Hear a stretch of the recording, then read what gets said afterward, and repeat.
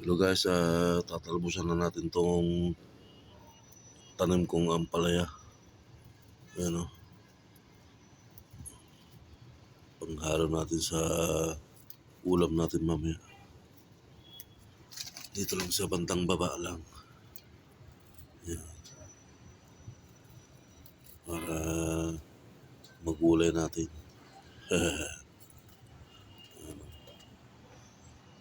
Lago-lago na ng ampalaya ko. Dito lang sa terrace. Oh. Bibigyan lang ako ng dahon pang ulam. Yan. Makikita niyo mamaya yung lulutuin ko, guys.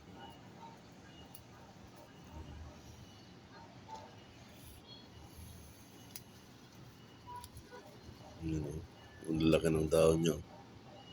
Dito lang yan sa sa maliit na sako. Yan, may mga sumusunod pa.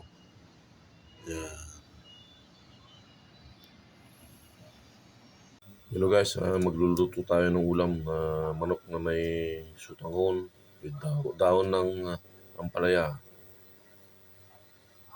Lalagyan tayo ng mantika sa ating kawali na mainit na. Igigisa tayo ng bawang. Sunod natin yung luya.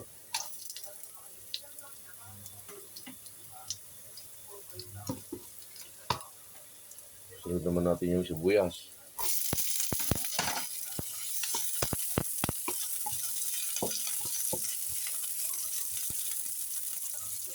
Sunod na naman natin ang ating manok. Malinis na yan. Tuloy lang natin yung paghalo-halo. Hanggang mag-isa yung karne ng manok. Ilalagay tayo ng paminta, turog. Takpan natin guys para medyo lumambot na. Ilalagay tayo ng konting tak-tak-tak. Pero guys, nag-isa na itong manok. Lalagay tayo ng tubig. Yan. Ilalagay tayo ng patis. Yan. Ito guys, malambot na. 10 minutes ko na pinakulo. Maglalagay na tayo ng sutanghon. Yan o. Yan.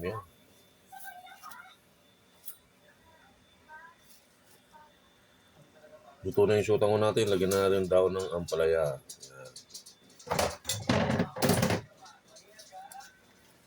Yan yung inarbis ko na tanim na sa aming terrace. Yan. Tikman natin yung kanyang sabaw guys. Sarap nito.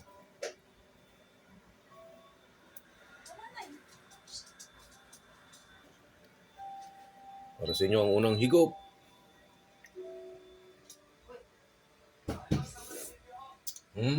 Yummy.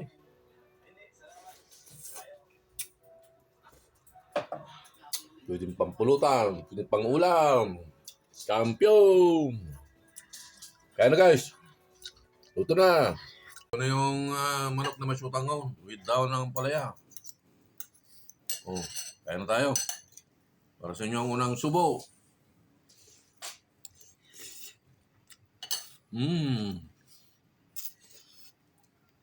Yummy.